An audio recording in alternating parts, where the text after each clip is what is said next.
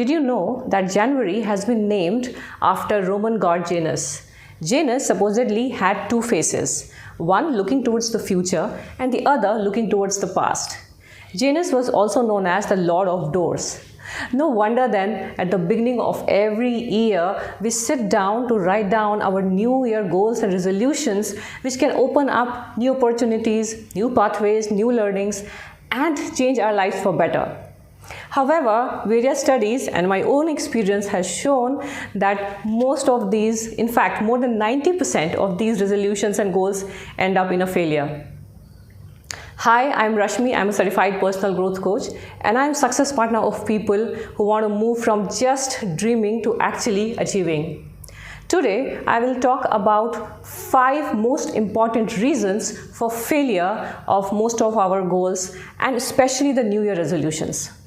But before we even go there, there's something that I want to draw the attention towards, which is an important aspect of setting our goals, but which often gets missed. Remember the face of Lord Janus looking towards the past? Doesn't that actually mean that we should take some time to have some reflective moments about the year which has just gone by? Take some time out to find out what is it that we can learn from the past, which can help us know how much have we already traveled in our journey. So when you are reviewing your past, look at some of these things. For example, you can think about what were some of your biggest achievements and accomplishments of the past year. What did you learn from them? What were some of your biggest failures and what learnings you got from there? What opportunities presented themselves in front of you? What doors actually got closed for you and how did you react to that? Which aspect of your life were you really happy about or satisfied about? And which aspect of your life do you want to work a little more on? What were your happiest moments? Now there could be actually n number of questions, right? But the idea here is to get some key learnings from your past which can actually set a foundation for your journey towards the future. Now, coming to the 5 reasons of failure that we need to be careful about before we set our goals. Reason number 1. Now, the reason number 1 is this question: do you really want it? Yes, the first question that you should ask yourself is, do I really want it? You know, the most common goal which people have in New Year is to lose weight. And more than 50% of those people take this goal not because they want it themselves, but because of somebody else's expectations or a peer pressure or to please somebody else. No wonder then it very quickly comes down to some excuses or some excellent reasons why they should stop taking actions towards this goal. And then they spend the rest of the year feeling guilty or bad about it. So find out for yourself what is it that you truly want to do and do it not for somebody else but really for yourself.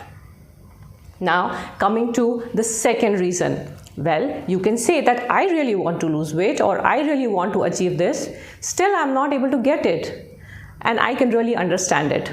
The second reason here is force and quit. What that really means is we start something with great enthusiasm. So we put a lot of force in that in the beginning. And when we put a lot of effort, we expect quick results. And when those quick results don't come, we quit immediately.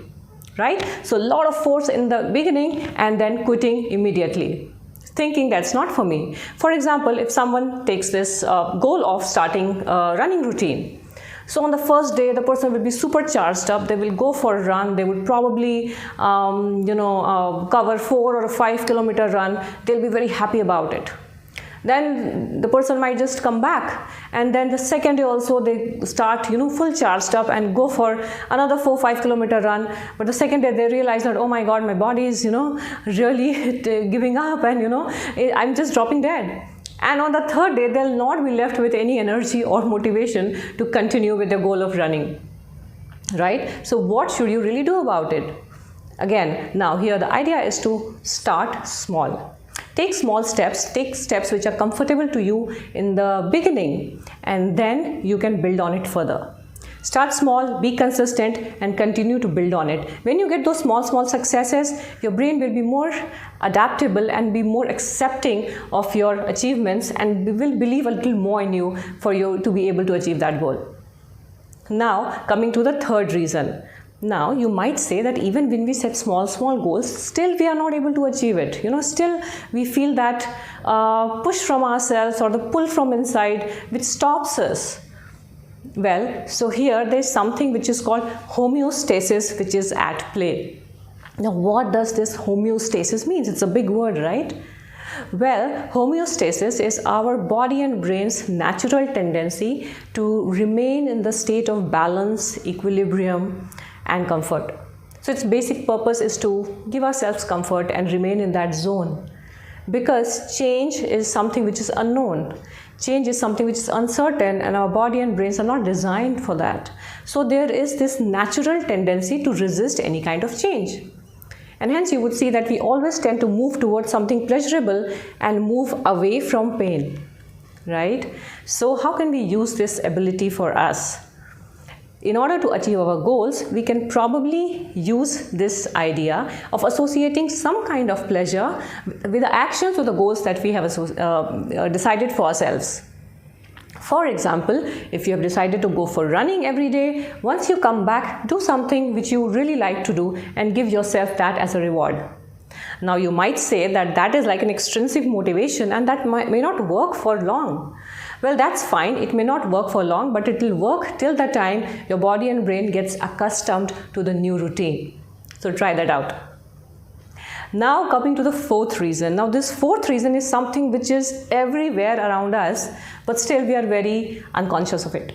Yes, it is our own environment. We don't know, unconsciously how this impact of environment gets unnoticed, and how it is impacting us day in and day out. Let me give you an example. When I was working in an organization, and in the evening I would see that lots of people around would order some or the other snacks, for their evening meal. And they would just place an order. They would just call the office helper, and that helper will just run down and grab whatever they wanted and just go and get it on their table. So it was so easy that you didn't even really need to get up from your seat to grab that samosa or kachori or safe puri or whatever they were having. And for me there, even if I was not hungry, to see everybody having it around, I would also order something or the other. So that's the kind of role that environment plays on you. You would be surprised to see how much this environment kind of either helps you or hinders you and kind of manipulates your behavior without you even knowing it. I'll give you another example here, and this is something which I learned from one of my coaches. And this is this coach, he really wanted to set up a routine for himself for running.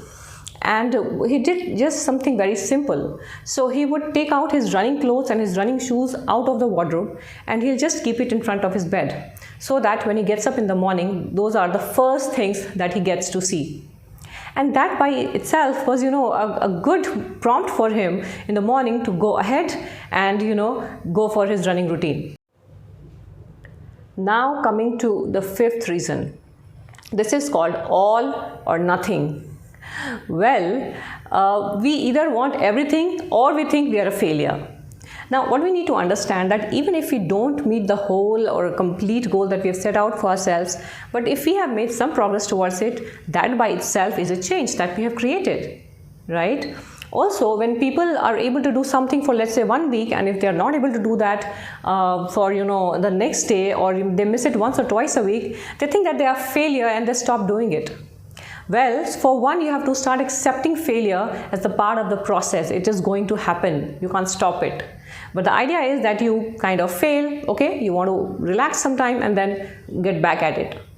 Also, what is helpful here is to create a group of support system around you. So you would see that if you join a gym with a group of friends, or if you start doing something, yoga with a group of friends, or any other thing that you want to do along with your friends, then you are able to keep at it because you are, self-motivated. You are along with group. Everybody is doing it. So it's easier to do that. Also, the group will actually not let you get bogged down. They will pull you up whenever you have fallen or whenever you slip up. So create those, support systems around you which can help you keep yourself at this goal. So I am very excited about the new year, and I am already on my path to create my new year goals. If you want to get more clarity about how to get these resolutions, I am coming up with a complimentary group coaching session for individuals who are interested in the same. You will find the link below to register for the same, and I'll see you there.